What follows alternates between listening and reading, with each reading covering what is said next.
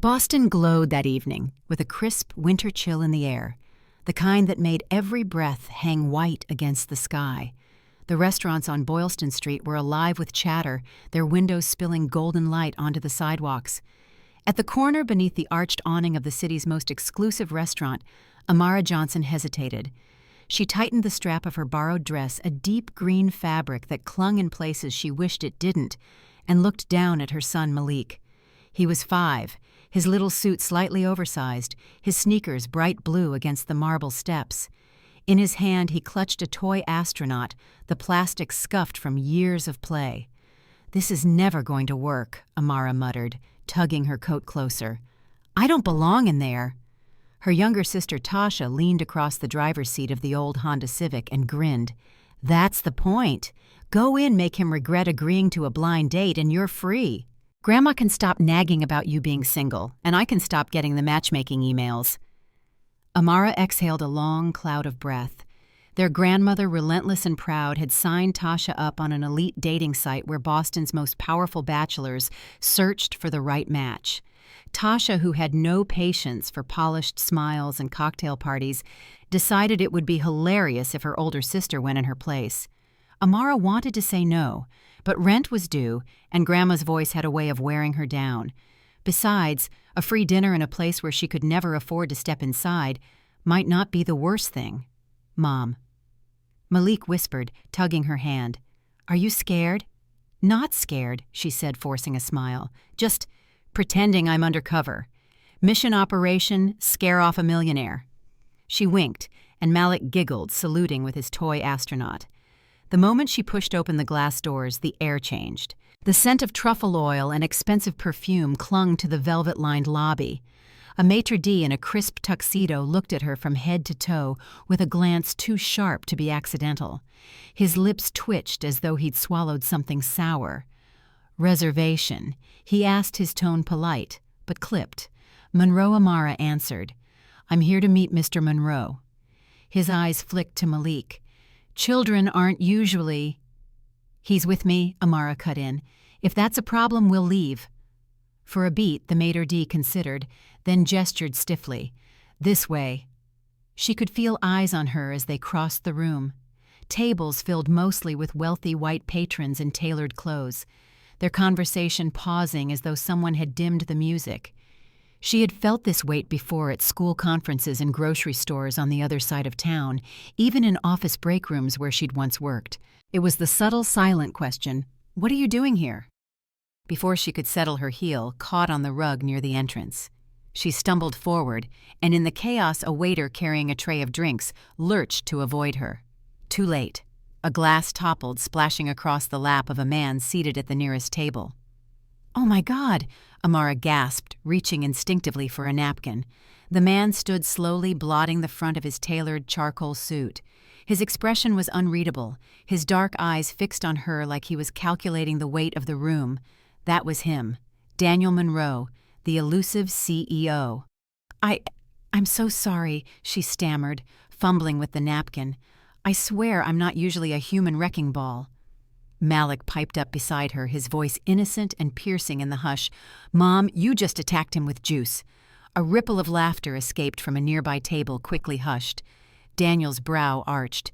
He motioned to the chair across from him. "Please," he said, his voice calm, but carrying the sharp authority of someone used to being obeyed. "Sit." Amara slid into the chair, her cheeks burning. Malik climbed up beside her, swinging his small legs.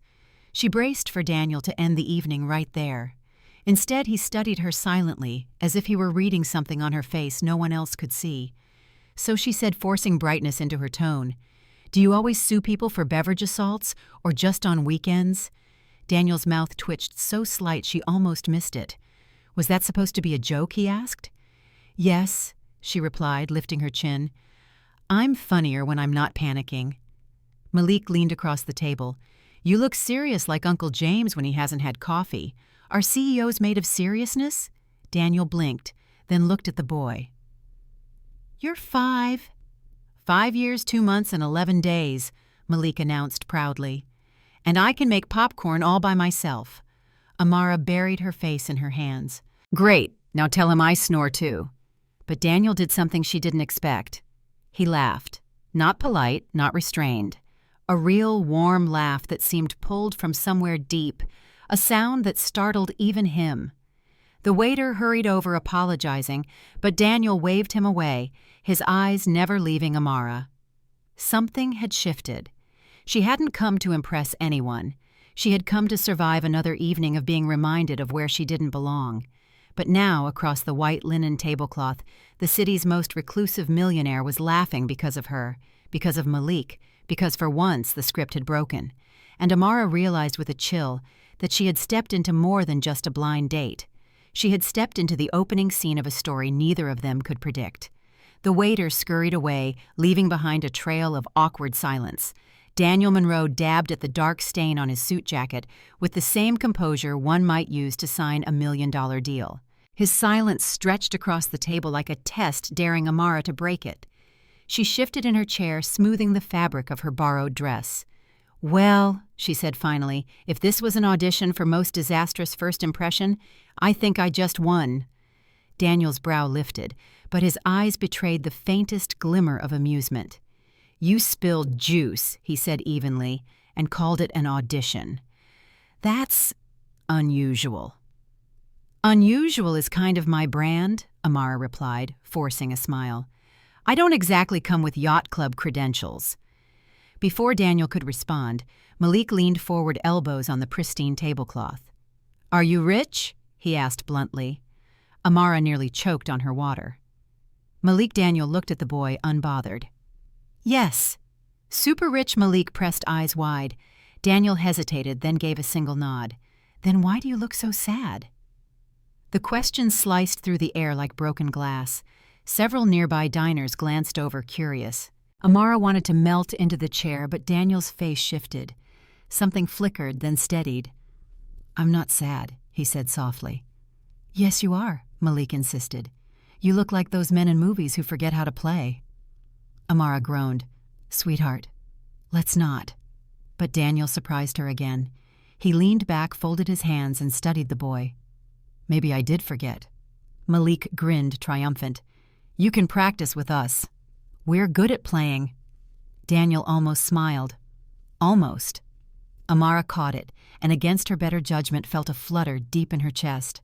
A waiter returned stiff as before, reciting the specials with the enthusiasm of a funeral director.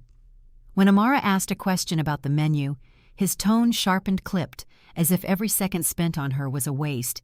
He didn't make eye contact. He didn't write her order down. He simply turned to Daniel for confirmation, as though Amara's words required validation from someone with the right skin color, the right income, the right place in the world. It wasn't the first time Amara had felt it. The dismissive tone, the invisible wall that said, "You don't belong here." She had swallowed this treatment in grocery stores, in office lobbies, even in PTA meetings at Malik's school. But here, in front of her son and this stranger who seemed carved out of polished stone, she felt the weight of it harder than usual. "Excuse me," she said sharply to the waiter. "Did you hear my order?" The man blinked, startled. "Of course. Then you can answer me, not him." The waiter's jaw tightened. He scribbled something down and walked away without another word. Daniel raised an eyebrow. "That was direct." "That was necessary," Amara replied. Her voice trembled, but she held his gaze. "I'm used to people pretending I don't count. I won't let Malik think that's normal." Silence settled again, but this time it felt different. Daniel didn't look offended. He looked thoughtful. "You think I don't notice things like that?" he said at last. "But maybe I don't." "You don't," Amara said simply. "And that's the point." For a man accustomed to boardrooms and balance sheets, Daniel seemed oddly unsteady now, as though the ground beneath him had shifted. He glanced at Malik, who was busy making his astronaut toy fly across the table, and then back at her. "You walk into a place like this," Amara continued, lowering her voice, "and it's 100 tiny reminders. You're an outsider. The glances, the whispers, the way your food takes longer. You start wondering if you're paranoid until it happens again." Daniel's expression softened, though his posture remained rigid. "That sounds exhausting."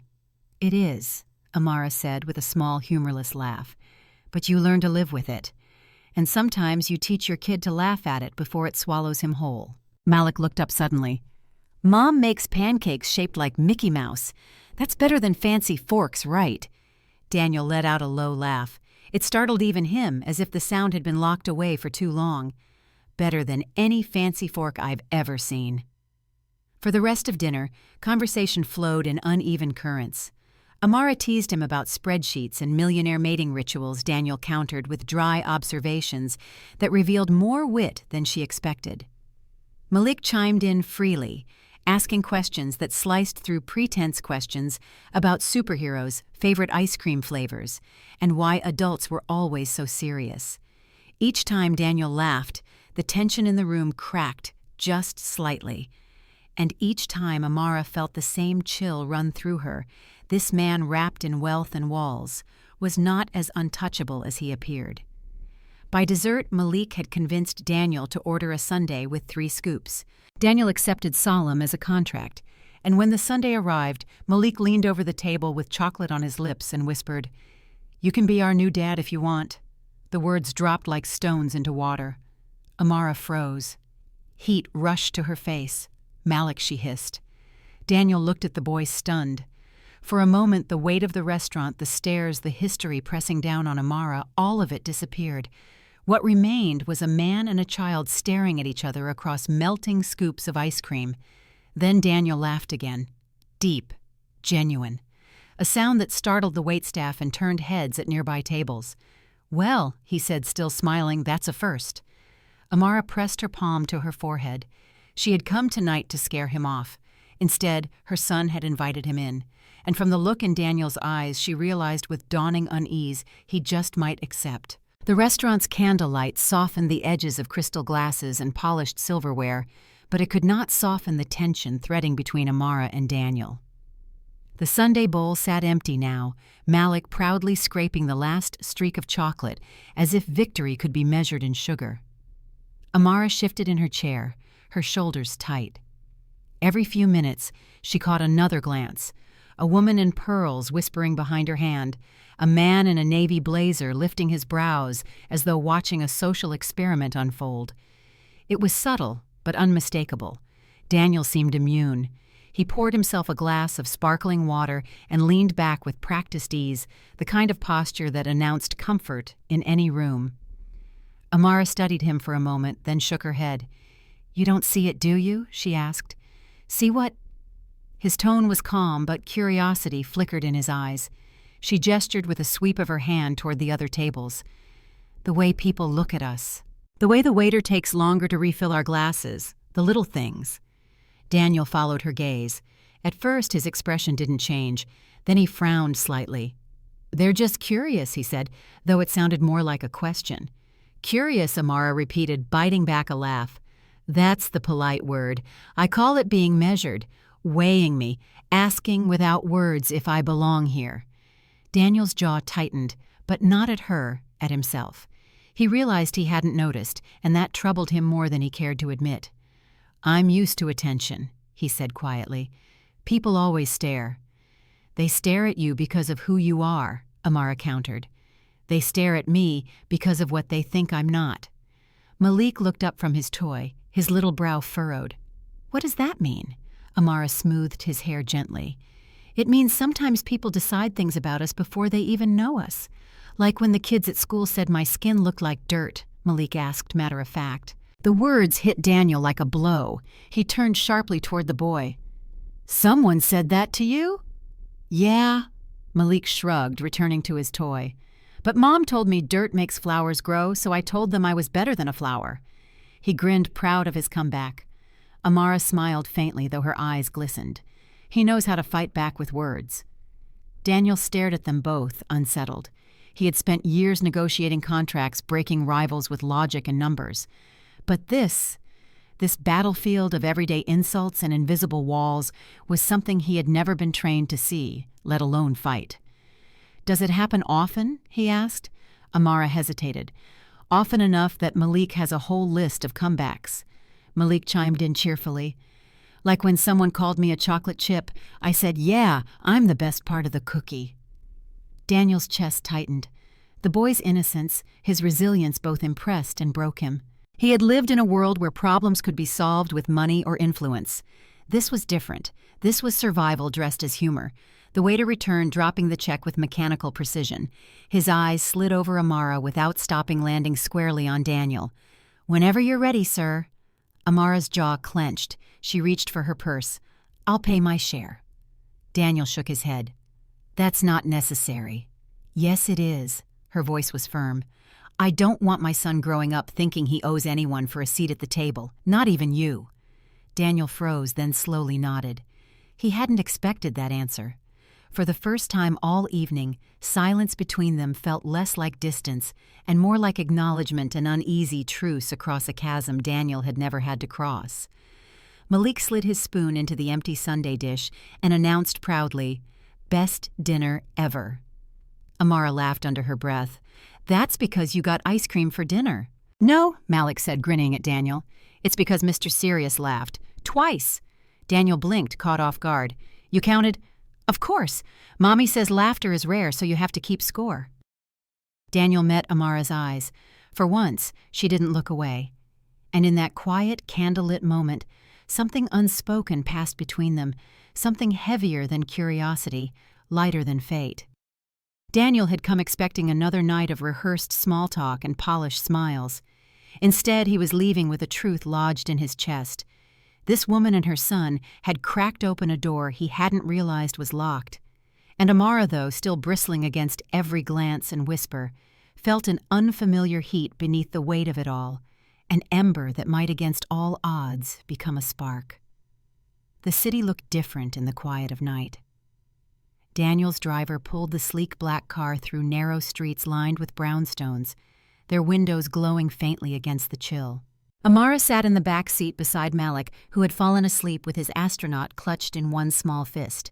Daniel sat across from them, his posture as straight as always, but his eyes, those dark, disciplined eyes, kept straying to the boy's face. "You don't have to drive us home," Amara said softly. "We could have taken the bus." Daniel glanced at her, his voice even. "It's late. The bus isn't safe." "Safe," she repeated with a wry smile. "You say it like safety is something you can buy. In my neighborhood, safe is just a day when nobody yells slurs from a passing car."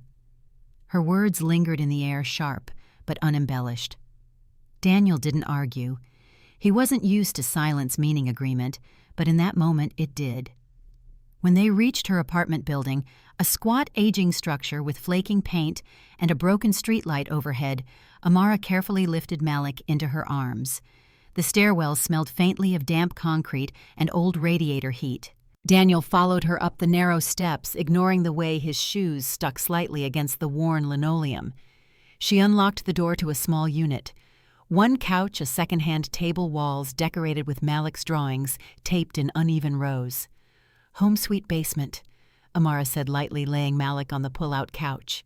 She covered him with a blanket, brushing curls from his forehead before turning to face Daniel. "You want the tour? Won't take long. Kitchen's the size of a closet, bathroom leaks when it rains, and the neighbors play gospel music loud enough to shake the pipes. But rent's cheap, and it's ours." Daniel stood in the doorway, hands in his pockets.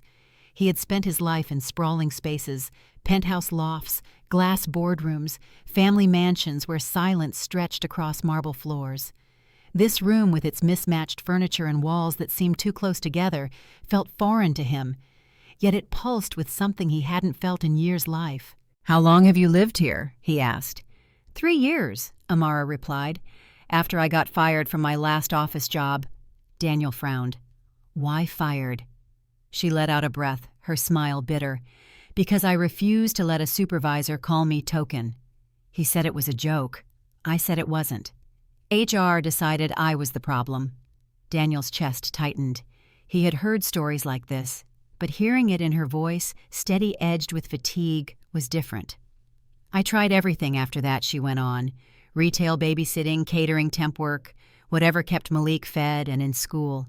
Every paycheck felt like drawing lines on a map, how far we could stretch groceries, which bills we could pay late without the lights going out."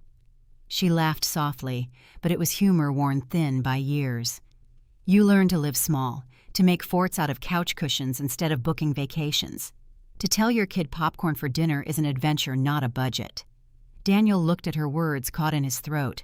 For once, the man who always had answers had none. My father used to say, Amara continued quietly, we can't choose the world we're born into, but we can choose how we fight back. He marched for civil rights in the 70s. Never made much money, but he made sure I knew where I came from. Then he passed when I was 19, and I realized the world doesn't hand out mercy. Her voice faltered. She turned toward Malik, who stirred in his sleep but didn't wake. Sometimes I wonder if I'm enough for him, if love is enough against everything out there waiting to tell him he's less. Daniel stepped closer, his polished shoes creaking against the uneven floor. You are more than enough. Amara met his gaze, her eyes shining but steady. You say that like it's simple. For me, every day is proving it. For you, it's just words. He wanted to argue to insist he understood, but he didn't. He had grown up with private tutors and legacy clubs, with his last name opening doors before he even knew what those doors were. The distance between them stretched wider than the square footage of the apartment. I lost my father when I was 7, Daniel said, finally, his voice lower than she had ever heard it. Car accident. Rainy night. A drunk driver. My mother never remarried. She buried herself in the family business, and I buried myself in work. I thought if I made enough money, I wouldn't feel the emptiness. Amara studied him in silence. For a moment, the sharp lines of wealth and race and class blurred, leaving only two people bound by loss, sitting in a dim apartment that smelled faintly of laundry detergent and hope. You know what the real line on the map is? Amara said softly. It's not the one between rich and poor. It's the one between people who see the fight and people who pretend it's not there. Daniel nodded slowly. Then maybe it's time I stop pretending. For the first time, she smiled at him without irony, and though the room was small, it felt just for that night like it could hold a world big enough for both of them. Sunday afternoons at the Monroe estate were usually rehearsed to perfection. The red brick mansion loomed on its hilltop like a museum, every hedge trimmed, every window polished until it glowed. Inside, chandeliers glittered, and the scent of fresh lilies filled the hall. It was a world built on control, of image, of silence, of legacy. Amara felt that control pressing down on her as she stepped inside. Malik's small hand gripped tightly in hers. She had dressed in her best, a navy dress she'd bought at a thrift shop, and altered herself. Malik wore the same little suit from the restaurant, his sneakers scrubbed clean. Still, the moment her heels clicked against marble, she felt exposed, as though every imperfection in her life were being projected onto these immaculate walls. Daniel walked beside her, calm as ever, though his hand flexed nervously against his side. My mother can be direct, he warned under his breath. Amara raised a brow. Direct how sharp-tongued, or rich people polite? He almost smiled. Both. The dining room doors opened, revealing Eleanor Monroe at the head of a long mahogany table. She was tall, silver-haired, dressed in a tailored suit that whispered authority. Her eyes, sharp and intelligent, landed first on Daniel, then shifted to Amara and Malik. Daniel, she said warmly, kissing her son's cheek. Then to Amara. So you're the woman who made my son laugh. Her voice was even, but the words carried weight. Amara felt heat rise to her cheeks. I suppose that's me. Eleanor's gaze swept over her, measuring, assessing. Not cruel, not kind, curious. Please sit, both of you. As they settled at the table, Malik leaned close to Amara and whispered much too loudly, This place looks like a castle. Eleanor's lips twitched. A castle needs life, young man. I'm glad you brought some. Amara blinked, not the icy reception she'd expected. Still, tension lingered in every polished corner. The first courses arrived, delicate plates of food Amara couldn't pronounce. She tried to hold her fork properly, conscious of Eleanor's watchful eyes.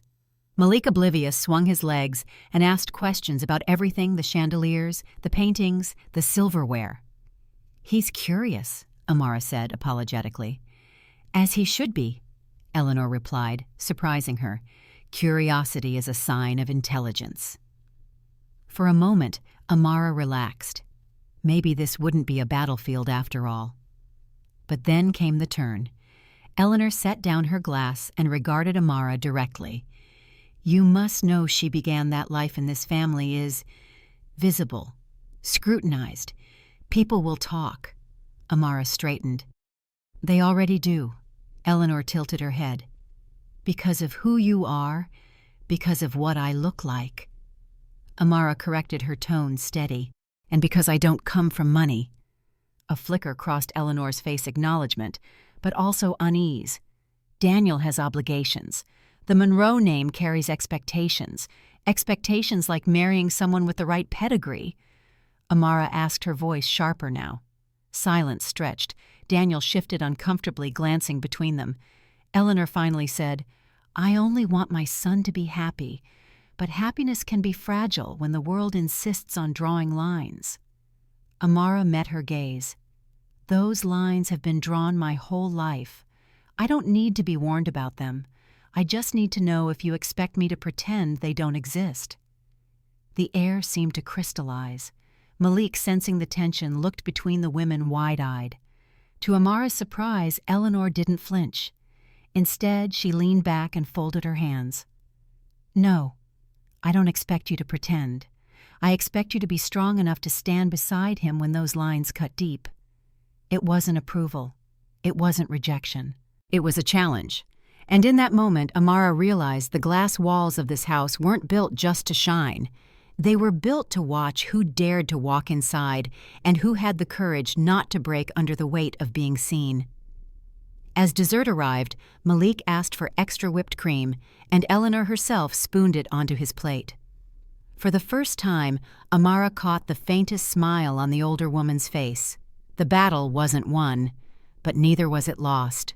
The dining room had finally begun to settle into a rhythm. Malik was happily describing his favorite cartoons to Eleanor, who listened with surprising patience. Daniel looked almost relaxed, as if the weight on his shoulders had eased for just a moment. Amara allowed herself to breathe. Then the doors opened. A woman swept in unannounced, her heels clicking against the marble like gunshots. Blonde hair, perfectly styled dress, sculpted to perfection, every movement radiating entitlement. Her eyes found Daniel first, then slid to Amara with a smirk sharpened by years of practice. "Daniel, darling," she purred, ignoring the startled look on Eleanor's face. "What a surprise to find you entertaining tonight." Daniel stiffened. "Vivian." Amara didn't need an introduction. She knew the type, polished, privileged, confident, that the world owed her its finest seat. Vivian's gaze drifted over Amara like she was a stain on the tablecloth. "And this must be—" Vivian let the words dangle, her smile poisonous. "This is Amara," Daniel said firmly. "And her son Malik." "Charmed," Vivian replied, extending a manicured hand. The gesture was civil, but her eyes betrayed contempt. Amara shook it anyway, gripping harder than expected. "Likewise." They sat again, though the atmosphere had shifted. Eleanor's polite composure remained, but her eyes narrowed slightly, a warning glint directed at Vivian. Vivian leaned back in her chair, speaking loudly enough to carry. "You know, Daniel, it's refreshing to see you. Expand your horizons." Amara's stomach tightened. The words were wrapped in silk, but carried the sting of steel. "Expand your horizons," as if she were some experiment. Daniel's voice hardened. "Vivian, this isn't your concern." "Oh, but it is," she said sweetly. "Society cares deeply about who the Monroes welcome to their table. Don't you agree?" Mrs. Monroe, Eleanor's fork paused against her plate. "I don't recall inviting you tonight, Vivian." Vivian's smile didn't falter. "I was nearby. I thought I'd drop in. And I must say it's fascinating." Her eyes cut to Amara again, assessing her dress, her posture, her very presence. "Tell me, Amara, what do you do?" Amara felt the trap closing. She could lie, she could deflect, but that wasn't her way. "I work wherever I can," she said evenly. "Retail, catering, temporary offices. I do what I need to keep my son safe and cared for." Vivian's brows arched. "How industrious." "I think I remember you, actually. Bella Vista downtown. You spilled sauce on my Hermes bag, didn't you?" The air thickened. Amara remembered that night. Vivian had humiliated half the staff with complaints and demands. Amara had apologized until her throat burned. "Yes," Amara said, now her voice cool. "I remember. You were the customer who made 3 waitresses cry in one evening." A beat of silence. Then Eleanor laughed, quiet, deliberate, but unmistakable. Daniel's lips twitched despite himself. Vivian's smile cracked. "Well, I just have high standards." Amara leaned forward. "So do I. Mine just happen to involve treating people like human beings." Vivian's eyes narrowed to slits. "Interesting. A single mother from a basement apartment sitting in the Monroe mansion. Quite the leap. Almost strategic, wouldn't you say?" Amara felt Malik stiffen beside her. She placed a calming hand on his shoulder. "Strategic, no. Honest. Yes. I didn't come here with a plan. I came because my sister tricked me into a blind date." Vivian's laugh was sharp and hollow. "And already your son is calling Daniel his new father. Very efficient. That was too far." Malik's face fell, confusion clouding his bright eyes. "Enough!" Eleanor snapped, her voice slicing through the room.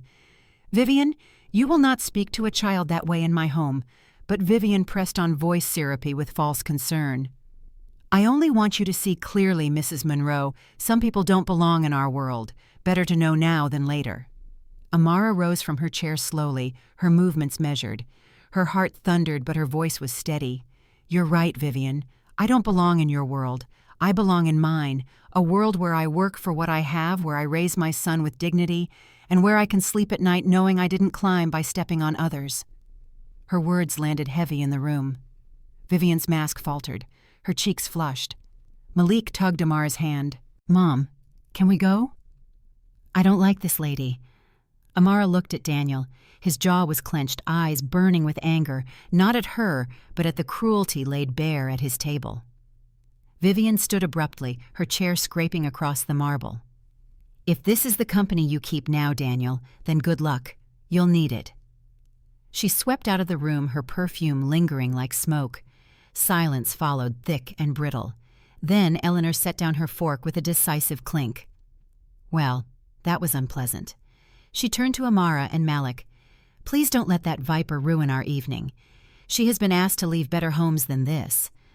Amara let out a shaky breath, lowering back into her chair.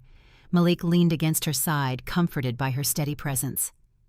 For the first time since stepping into the Monroe mansion, Amara felt she had done more than survive. She had stood her ground and won. The night after Vivian's ambush at the Monroe mansion, Amara sat on the edge of her bed, staring at the peeling paint on her apartment ceiling. Malik was asleep beside her, his small breaths even and steady. The fortress of innocence he carried in his dreams shielded him from the questions still echoing in her mind. "Do I belong anywhere?" She got up quietly, stepping over toy blocks scattered across the floor, and wandered into the kitchen. The sink dripped in irregular beats. The refrigerator hummed loudly, its seal half broken. She leaned her elbows against the counter and exhaled. The knock at the door startled her. For a moment she thought it might be the landlord again, demanding rent early. But when she opened it, Daniel stood in the hallway, his expensive coat stark against the cracked linoleum. "You shouldn't be here," Amara whispered. "Maybe not," Daniel admitted. "But I couldn't stop thinking about tonight." She crossed her arms. "You mean Vivian calling me an opportunist, or your mother watching to see if I'd break?" "I mean you," he said simply. Amara shook her head, frustration simmering. "This is my reality, Daniel. I don't get to disappear into mansions and reappear in glossy magazines. I get damp walls and nights praying the pipes don't burst. And that's on a good week." Daniel stepped inside his gaze, roaming over the small apartment. Malik's crayon drawings hung crooked on the wall. A stack of bills sat on the counter marked with red stamps. The ceiling light flickered once before settling. "This isn't enough for you," he said quietly. Her chin lifted. "Don't you dare pity me." "I'm not," he replied. "I'm angry that you have to fight this hard just to give Malik what should be basic, and that people like Vivian use your struggle as proof you don't belong." She wanted to argue, but his voice held a rawness she hadn't heard before. "Come with me tomorrow," Daniel said. "There's an apartment. Mine from before I moved into the loft. It's furnished safe near good schools. You and Malik could stay there." Amara's eyes narrowed. "That sounds a lot like charity." "It's not charity," Daniel insisted. It's an exchange. I need help planning a major charity event for the company. You have ideas I don't. You could work with me and live there while you do." Her laugh was sharp. "So I trade one kind of dependence for another. No, thank you." "Amara," he said, stepping closer, his voice low. "You'd be running the project. Paid. Independent. I don't want to rescue you. I want to work with you."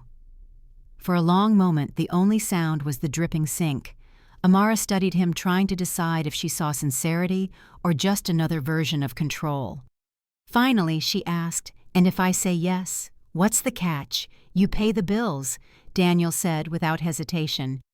"Water, electricity, internet. You clean, you keep your independence, and if you ever feel uncomfortable, you walk away. No drama, no questions." The firmness in his tone surprised her. He wasn't offering charity. He was setting terms like he would in any business deal. But this time, the contract was written with respect. Amara crossed her arms tighter, though her resolve began to soften. "And Malik. He gets his own room," Daniel said, "with a bed that doesn't fold up into a couch, with light that doesn't flicker, with space to play." Her throat tightened. She imagined Malik's face waking up in a real room, a window letting in morning sun instead of a sliver of sidewalk shadows. "You really think this will work?" she asked. "I think," Daniel said carefully, "that for the first time in years I want something to work, not because it looks good on paper, because it feels right." The sincerity in his eyes caught her off guard. This wasn't the polished CEO from glossy magazines. This was a man fumbling towards something unfamiliar partnership. Amara sighed, pinching the bridge of her nose. "Fine, but with conditions. Name them. First, I pay every bill myself. Second, I keep my job title, not just assistant or +1.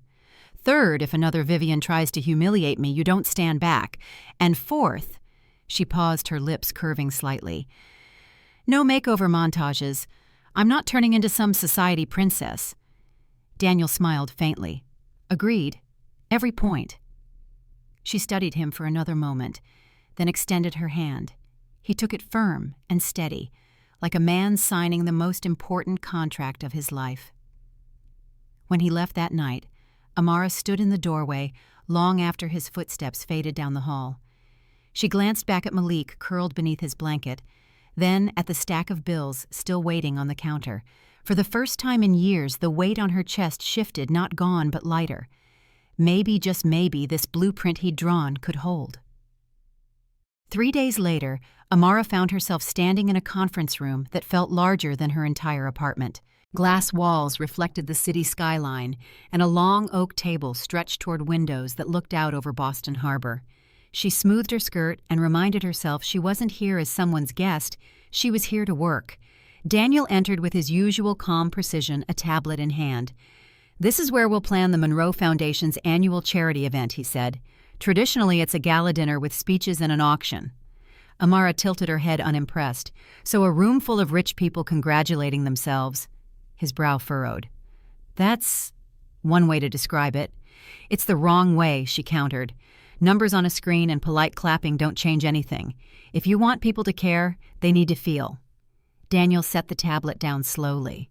"And what do you suggest?" Amara stepped to the whiteboard at the far end of the room, uncapping a marker with a snap. "Stop thinking gala. Think fair."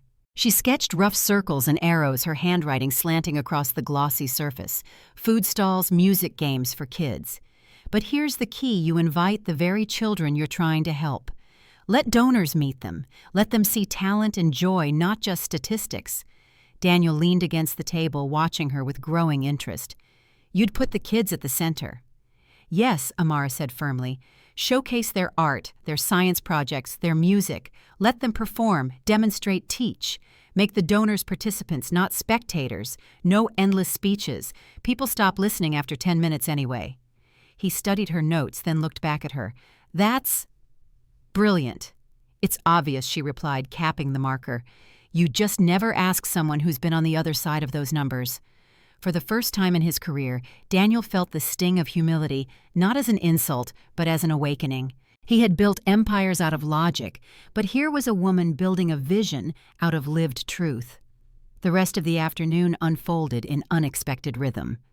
Amara suggested themes and activities, Daniel adjusted budgets and logistics. Malik perched on a chair with a box of crayons, interrupted occasionally with ideas of his own. Face painting station obstacle course, a giant fort. Each time Daniel dutifully wrote it down, as though Malik were another board member. By evening, the whiteboard was a riot of colors, circles, and notes. Amara stepped back laughing at the chaos. It looks like Malik's coloring wall. Then maybe he's our chief creative officer, Daniel said, glancing at the boy with a rare softness. Malik grinned. Does that mean I get paid? Daniel pretended to think. Ice cream salary. Deal, Malik declared. Amara rolled her eyes but couldn't stop her smile.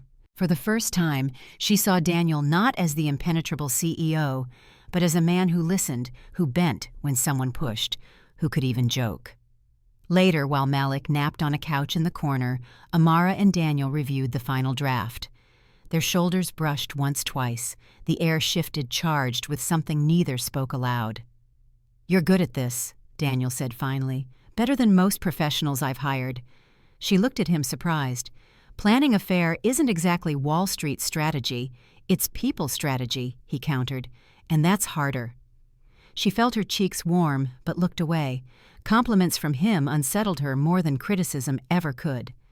As the evening darkened outside the glass walls, Daniel gathered his papers. I'll have the team draft proposals based on your plan. Amara shook her head. No, I'll draft them. You said this was a job. Remember? Let me prove it. He paused, studying her face. Determined, fierce, tired but unbroken. Finally he nodded. All right, you're in charge. Her chest tightened. In charge. Words she hadn't heard in years, words denied to her too many times for reasons never spoken but always known.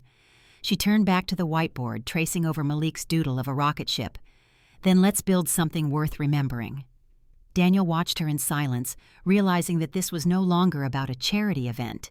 It was about learning to see through her eyes, and once seen, he could never unsee again. The week before the charity fair, Amara insisted on taking Daniel and his team to the community center in Roxbury, the place where many of the children who would attend spent their afternoons. Numbers look neat in a report, she told him as they rode together in his town car. But reality doesn't fit into neat columns. Daniel adjusted his tie, his discomfort obvious. He was used to skyscrapers and glass-walled boardrooms, not graffiti-scarred brick buildings with basketball hoops chained to rusted poles. The center director, Ms. Carter, greeted them warmly, her voice strong from years of commanding noisy classrooms. Children's artwork covered the walls, bright suns, jagged rainbows, bold statements scrawled in crayon, "We matter, we belong." Amara's face softened. This is what I wanted you to see. Daniel followed her through the noisy hallways. Kids darted around chasing basketballs, carrying books too big for their backpacks. They looked up at Daniel curiously, some whispering, others bold enough to ask if he was famous. One boy tugged Amara's sleeve. "Miss Johnson, you brought a prince." She laughed. "Not a prince, just a man who needs to learn how to play." Daniel almost smiled. Almost. During the tour, Malik joined a group at the art table, proudly showing Daniel his messy painting of a rocket blasting through clouds. "It's us," he explained. "Me mommy and Mr. Ice Cream flying to space." Daniel studied the paint strokes, the crooked letters spelling family. Something tightened in his chest. On their way back to the car, Amara stopped at a corner store to buy Malik a juice box. Daniel followed, unfamiliar with the narrow aisles and buzzing fluorescent lights. The cashier, a middle-aged white man, barely looked at Amara as she set the juice on the counter. His eyes flicked to Daniel instead. $1.75, he said curtly, ignoring Amara's outstretched bill. Daniel frowned. "She's paying." The cashier hesitated, then took Amara's money with obvious reluctance. Back outside, Amara's jaw was tight. That right there, that's the 1,000 little cuts. The look that says, your money doesn't count unless someone like him validates it. Daniel glanced back at the store, anger flashing in his eyes. He had crushed hostile board members, outmaneuvered rivals in billion-dollar deals. But this casual dismissal of a woman who had fought for every dollar felt more brutal than any corporate battle. "Why didn't you say something?" he asked. "Because if I snapped every time it happened, I'd spend my life fighting shadows," Amara said. "Sometimes silence is survival." But Malik saw it. "That's what I can't stand." Her voice cracked. "He's already learning the world measures him before he speaks." Daniel walked beside her in silence, the weight of her words pressing down. For the first time, he understood that his wealth had insulated him from storms others faced daily. Money couldn't buy the feeling of walking into a room and being doubted before you spoke. When they reached the car, Malik looked up at Daniel, his juice box in hand. Why was that man mean to Mommy? Daniel crouched to meet his eyes. Because some people forget how to see what's real. They only see what they expect. Malik frowned. "That's dumb." "Yes," Daniel agreed. "It is." Amara watched them, her chest tightening again, but differently this time. For years, she had carried these battles alone. Seeing Daniel not only notice but name them gave her a flicker of something she didn't dare call hope. Back at his office, Daniel gathered his team. "The fair is no longer a photo op," he said, his voice sharp with conviction. "It's a bridge. We're not just raising money, we're raising awareness. If anyone disagrees, there's the door." His executives exchanged uneasy glances, but none spoke. Daniel Monroe had never sounded more certain. That night, Amara tucked Malik into his new room at Daniel's spare apartment. The boy's rocket painting was taped proudly above the bed. As she turned off the lamp, Malik whispered, "Mommy, Mr. Ice Cream stood up for you today." Amara smiled in the dark. Yes, he did. And for the first time, she wondered if this unlikely partnership could survive not just the stares of strangers, but the storms yet to come. The first whispers reached Amara a week before the charity fair. She overheard them in the Monroe office hallway, two assistants murmuring while pretending to photocopy. "Look her up online. Says she's dated older men before. Single mom with a plan, if you ask me." The words trailed off as Amara entered, but their glances lingered. She pretended not to notice, but a cold knot formed in her stomach. That evening, Daniel arrived at the apartment carrying takeout boxes. Malik ran to him, shouting Mr. Ice Cream, as though nothing in the world could go wrong.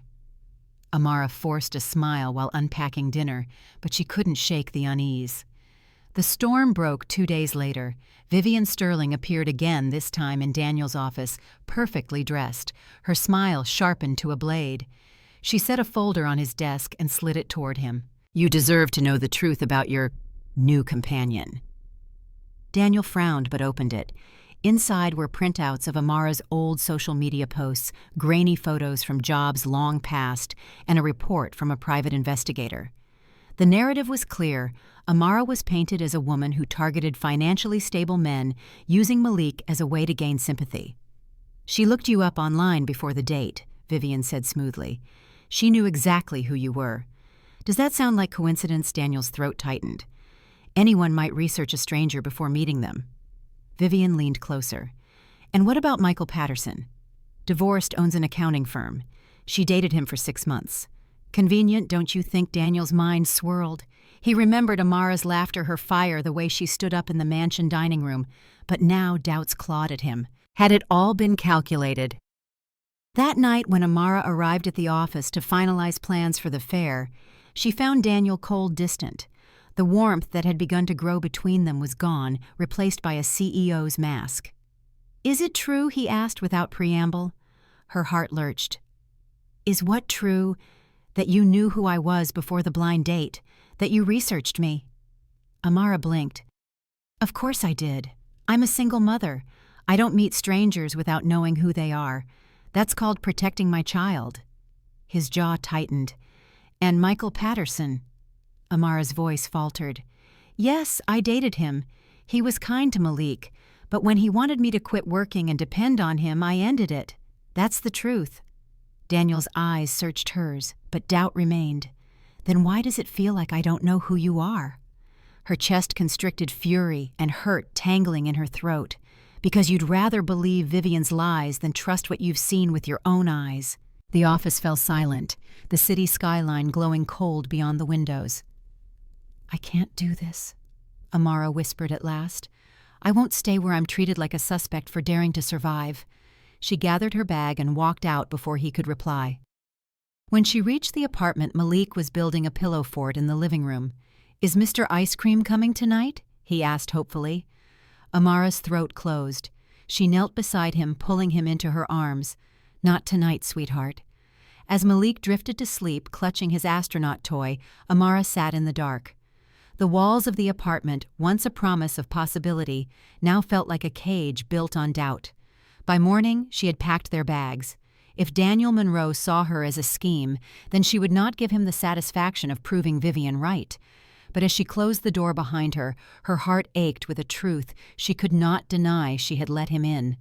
And losing him felt like losing more than safety, more than stability. It felt like losing the fragile spark of belonging she had barely dared to hope for. Rain hammered the streets of Boston the night Amara left Daniel's apartment. She dragged 2 suitcases down the narrow steps, Malik clutching his astronaut toy as if it could hold his world together. "Mom," he whispered, his voice small against the storm. "Did we do something wrong? Is that why Mr. Ice Cream is mad?" Amara's chest ached. She crouched, brushing the wet curls from his forehead. "No, baby. We didn't do anything wrong. Sometimes adults forget how to trust." Malik frowned. "But I trust him." Her throat tightened. "I know." She kissed his cheek. "And maybe one day he'll remember how to trust us back." They rode the bus across town, the windows streaked with rain. Amara watched the city blur into light and shadow, her reflection staring back at her like a stranger. She thought of the mansion, the laughter at the dinner table, the plans drawn across the whiteboard. All of it felt fragile now, like glass shattered under pressure. At her grandmother's house in Springfield, Amara unpacked slowly. Grandma Helen fussed over them, making tea and scolding the weather, but her sharp eyes saw deeper. "What happened, child?" Amara shook her head. He believed the wrong person. Helen's mouth tightened. Rich men have a way of thinking money buys them the truth, but truth doesn't wear a price tag. For the next week, Amara tried to settle into old routines, job applications, babysitting gigs, Malik's school forms, but nothing fit. Malik asked daily if Daniel would visit. Each time Amara told him gently, "Not today." Each time his little shoulders slumped. Meanwhile, across the city, Daniel buried himself in work. His penthouse was immaculate, his schedule full, but silence pressed in heavier than ever. At night he lay awake, hearing Malik's small voice, "Why do you look sad?" He told himself he'd made the rational choice. He'd avoided being used. So why did it feel like he'd cut out a piece of his own heart? One evening, Eleanor found him in his office papers scattered across the desk. "You look like a ghost," she said. Daniel didn't look up. "I made a mistake." She folded her arms. "The mistake isn't that you loved her. The mistake is that you let fear speak louder than love."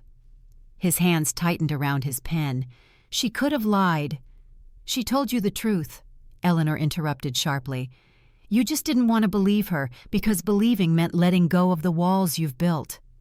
Daniel finally looked up, anguish flickering across his face. "And now it's too late." Back in Springfield, Amara took Malik to the park. Children chased each other across wet grass, but Malik sat quietly on the swings, dragging his sneakers against the dirt. "Don't you want to play?" Amara asked softly. He shook his head. "It's not fun without him." Her heart cracked. She pushed the swing gently, forcing brightness into her voice. "Then we'll find new games. Just us." Malik glanced up at her, eyes wide and solemn. "Mommy, you're enough, but I still miss him." Tears stung her eyes, but she nodded. "I miss him too." That night, after Malik was asleep, Amara opened her laptop to apply for a job at a catering company, but her hands hovered over the keys, unable to move. She thought of Daniel kneeling beside Malik, teaching him how to build a pillow fort, laughing at ice cream jokes. She thought of the way his eyes softened when he looked at her like she was the only one in the room, and she thought of the doubt, the cold mask in his office when he asked, "How do I know you're not using me?" The break wasn't just in their relationship, it was inside her, a fracture between hope and reality. She had dared to believe love could rise above the lines drawn by money, by race, by history. But maybe those lines were too strong. In his penthouse, Daniel sat alone at the edge of his bed, phone in hand. He had called her number 5 times already, each time voicemail.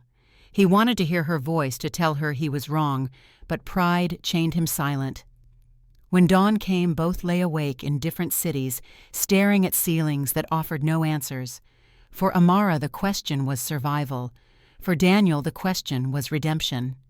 And for Malik, asleep with his astronaut clutched to his chest, the question was simpler, heavier. When will my family be whole again? The following Monday, Eleanor Monroe received an unexpected visitor at the mansion. A thin man with tired eyes stood nervously at the door, clutching a worn leather briefcase.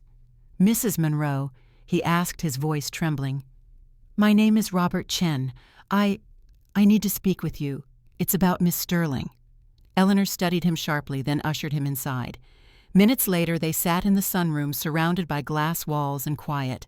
Robert opened his briefcase, his hands shaking as he spread documents across the table. "Vivian Sterling hired me," he confessed, "to investigate Amara Johnson. I did find some truths, her past jobs, her relationship with Michael Patterson, but she pressured me to exaggerate, to twist the facts into a pattern of manipulation." Eleanor's eyes narrowed. "Exaggerate how she told me to frame Amara as a gold digger, to make it look as though she targets wealthy men using her son as bait." His voice broke. "I falsified parts of the report. She threatened to ruin me if I refused, but I can't keep silent. It isn't right." Eleanor's pulse quickened, anger burning hot beneath her composed exterior. "So my son ended things with Amara because of lies." Robert nodded miserably. "Yes, lies." Without hesitation, Eleanor stood. "You're coming with me." Daniel was in his office downtown, staring at spreadsheets he couldn't process when his assistant buzzed in. "Your mother is here, and she isn't alone." Eleanor swept into the room, Robert trailing behind her. Daniel looked up, startled. "Mother, what? Sit down." Eleanor ordered, her tone sharp enough to cut steel. Robert cleared his throat and repeated everything he'd told Eleanor. The room grew colder with each word. Daniel listened, his face pale, his fingers gripping the edge of his desk. When Robert finished, silence thickened. Daniel finally whispered, "So it was all fabricated." "Partially true. Mostly fabricated," Robert admitted.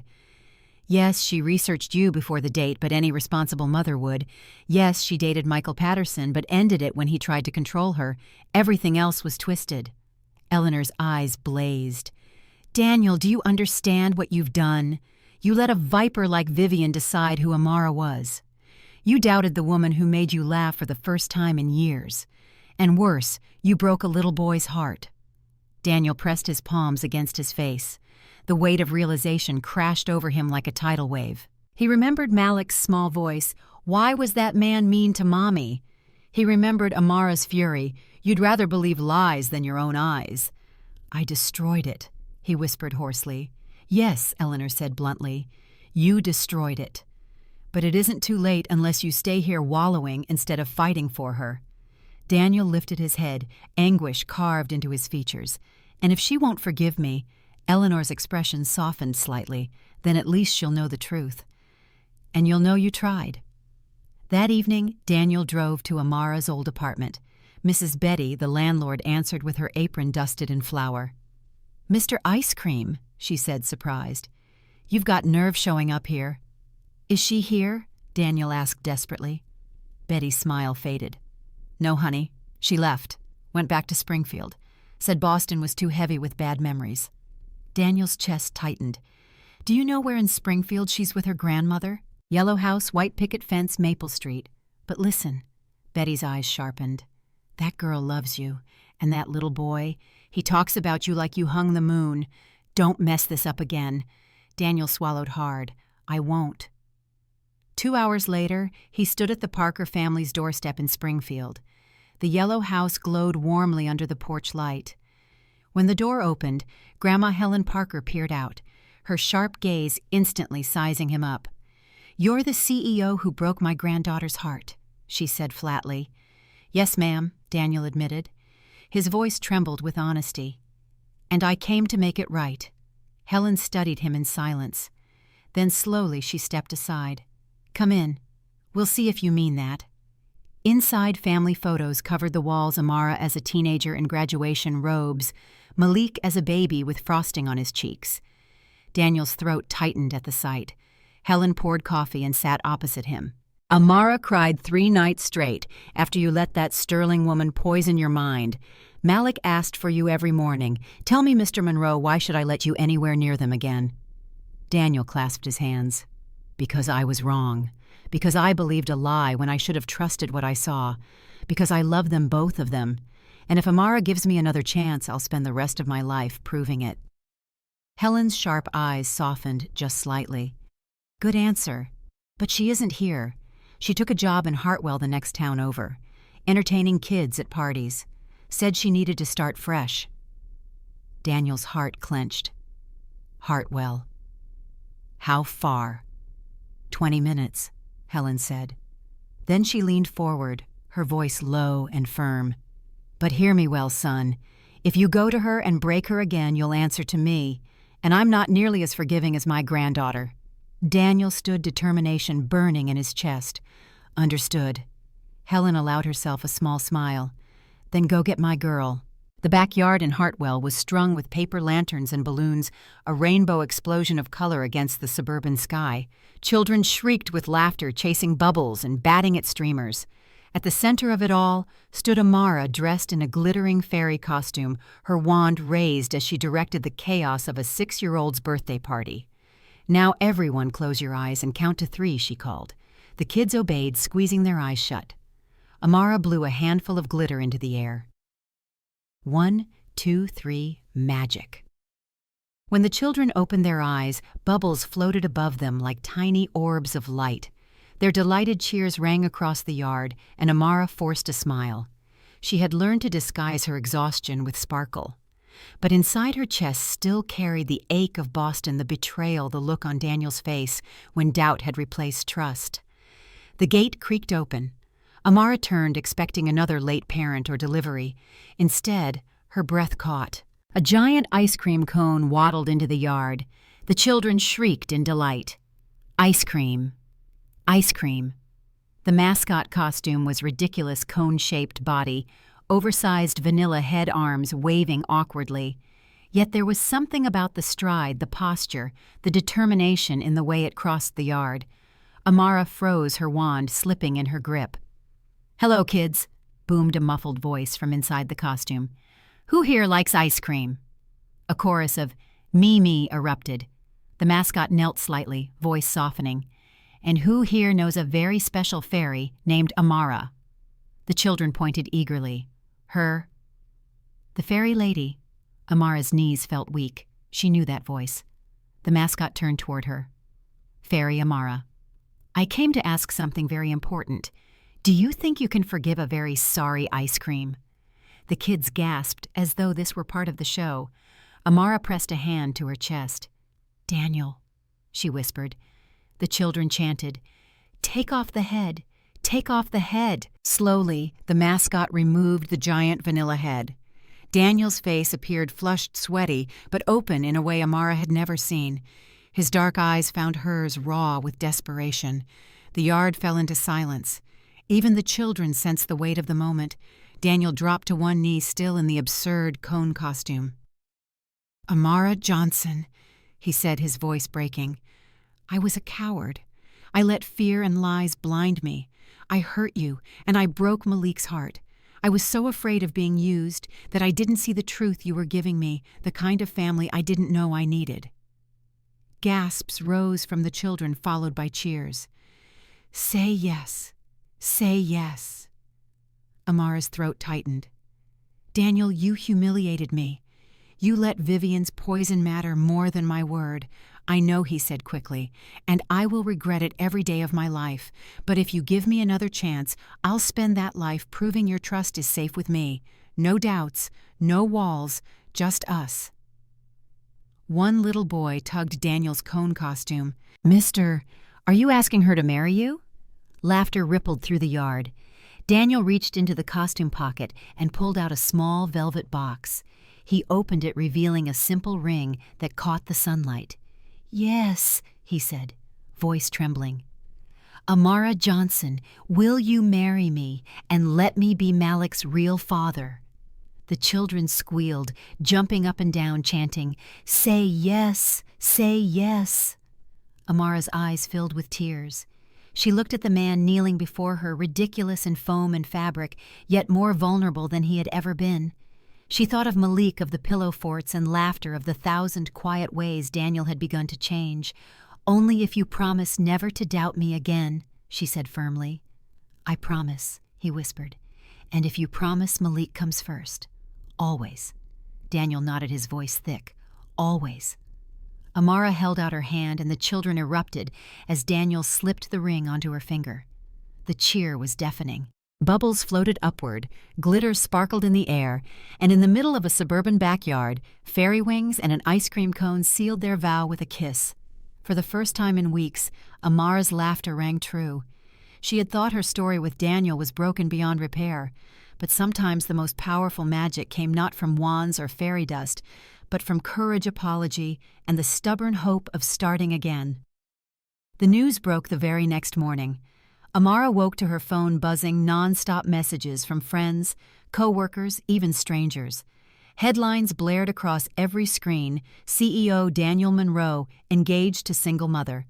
From basement apartment to billionaire's bride coincidence, or strategy fairy tale, or gold digging. Her stomach twisted.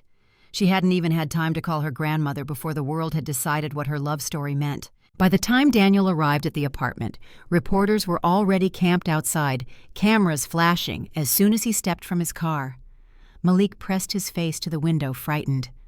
"Mommy, why are those people shouting?" Amara pulled him back gently. "They just want a picture, sweetheart, that's all." But inside, her hands trembled. This wasn't curiosity. It was intrusion. That afternoon, Daniel called a press conference at Monroe Associates. The room was packed, reporters, photographers, lenses glinting under harsh lights. Eleanor stood to one side, dignified as ever. Amara clutched Malik's hand so tightly his small fingers squirmed. Daniel stepped up to the podium, his voice steady but fierce. "There's been speculation about my personal life.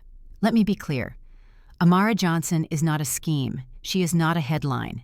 She is the woman who made me laugh for the first time in years, who taught me that family isn't about bloodlines or balance sheets. It's about love. And she and her son are my family." The room erupted in questions. One reporter shouted, "Is it true she knew who you were before your first date?"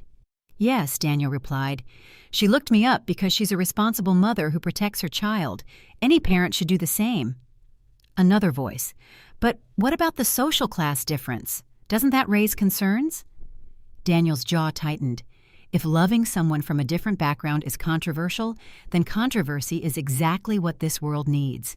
Because love that crosses those lines is the only kind that changes anything. Gasps and murmurs rippled through the crowd. Amara felt her throat close, emotion surging. Malik tugged her hand, then suddenly marched forward. "Can I say something?" he asked, tugging at Daniel's sleeve. Daniel bent down, holding the mic closer. "Go ahead, buddy." Malik's small voice echoed through the room. "My mommy's the best. She makes pancakes like Mickey Mouse. And Mr. Ice Cream makes her laugh, so stop saying mean things about them." Laughter burst through the tension, reporters lowering their cameras for once. Even Eleanor wiped the corner of her eye.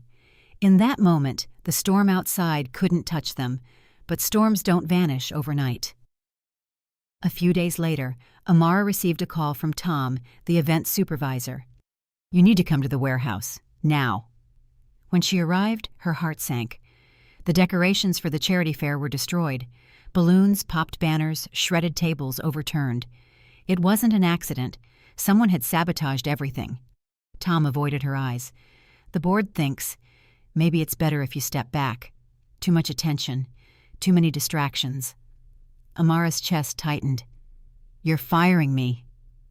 "Temporarily," Tom said weakly, "just until things calm down." She left the warehouse shaking with fury.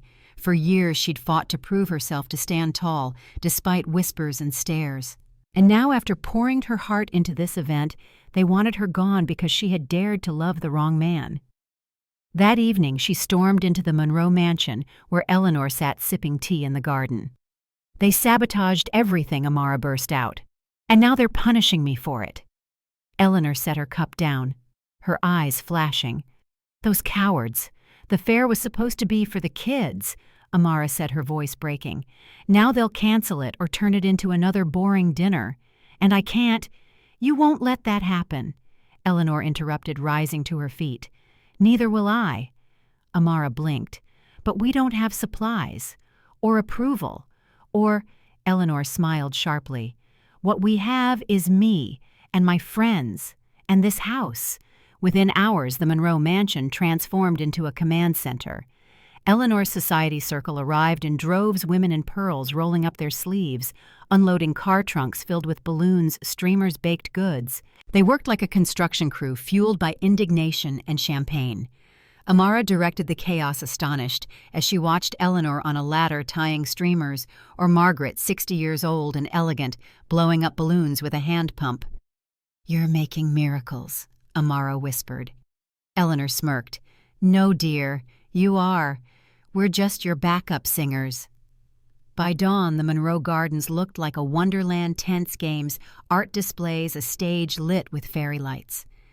When families began to arrive later that morning, children ran wide-eyed into the transformed space. Laughter and music filled the air louder than any whisper of scandal. And as Amara stood in the center of it all, Malik on her hip and Eleanor at her side, she realized something powerful. This wasn't survival anymore. This was standing. The garden still glowed from the echoes of the fair strings of lights swaying in the evening breeze, paper lanterns drifting like low-hanging stars. The last of the families had left hours ago, but laughter lingered in the air, a memory etched into the Monroe estate. Amara stood beneath an arch of flowers, watching Malik chase fireflies across the lawn with two of his new friends. For once, she didn't worry about bills or stairs or ceilings that leaked. She let herself breathe. Daniel approached quietly, his suit jacket slung over one shoulder, his tie loosened. He stopped beside her, following her gaze to Malik. "He looks happy." Amara smiled softly. "He is. Tonight wasn't just a party. It was proof. Proof of what? That joy belongs everywhere," she said, "even in places that try to lock it out." Daniel nodded, his expression serious. Then, without warning, he turned to the small stage where the kids had performed earlier. He picked up the microphone, tapped it, and addressed the volunteers still cleaning up. Everyone his voice carried across the lawn. "I have an announcement." The chatter stilled. Amara froze. "As of today, Amara Johnson is no longer just a coordinator for Monroe Associates," Daniel declared. "She is the executive director of the Parker Monroe Foundation. Independent, fully funded, dedicated to creating opportunities for children who need them most." Gasps rippled through the crowd. Amara's hand flew to her mouth. "Daniel," she whispered. He looked directly at her, his voice steady. "This is your vision, Amara. You built it. You showed me what change looks like when it's real. Now it belongs to you." Applause erupted, echoing across the gardens. Malik dashed up to the stage, beaming. "Does that mean Mommy's the boss?" Daniel laughed, crouching to his level. "Yes, she's the boss." Malik puffed out his chest proudly. "Good, because she's the best boss." Eleanor stood at the edge of the crowd, smiling with quiet triumph. For once her son hadn't just followed tradition, he had broken it. Weeks later, the Parker Monroe Foundation held its official opening in a modest building downtown. The sign gleamed above the doors, Malik's crayon rocket drawing framed in the lobby as its unofficial emblem. The press came again, of course, but this time Amara didn't flinch. She stood at the podium in a simple dress, her voice clear. "This foundation isn't about charity dinners or photo ops. It's about children. Their art, their dreams, their futures. Too often they're told they don't belong in certain rooms.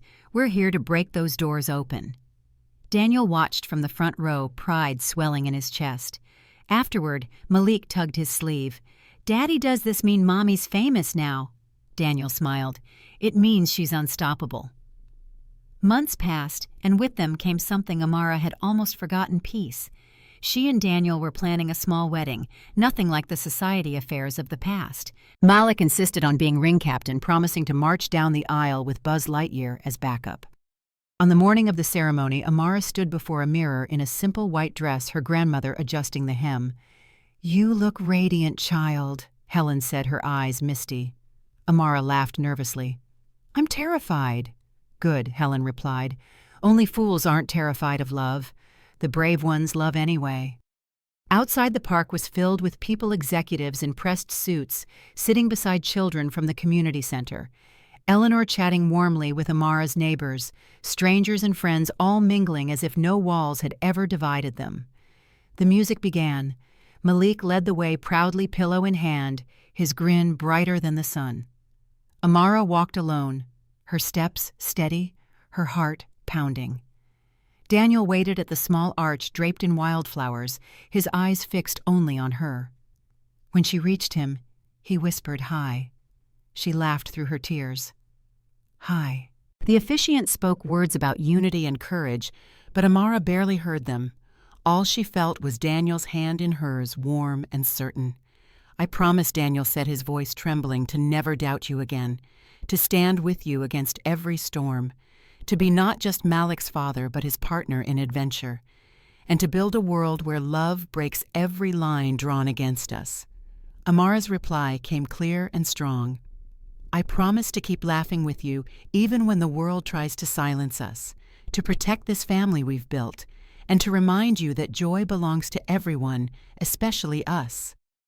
When they sealed their vows with a kiss, cheers erupted, children blowing bubbles that floated like tiny blessings across the park. Malik ran into their arms, shouting, "Now we're a real family." Daniel scooped him up. "We always were," he said. That evening, as the sun set over Boston, Amara looked around at the celebration, at Eleanor laughing with Grandma Helen, at Malik chasing fireflies with his new cousins, at Daniel smiling at her with a gentleness that still startled her.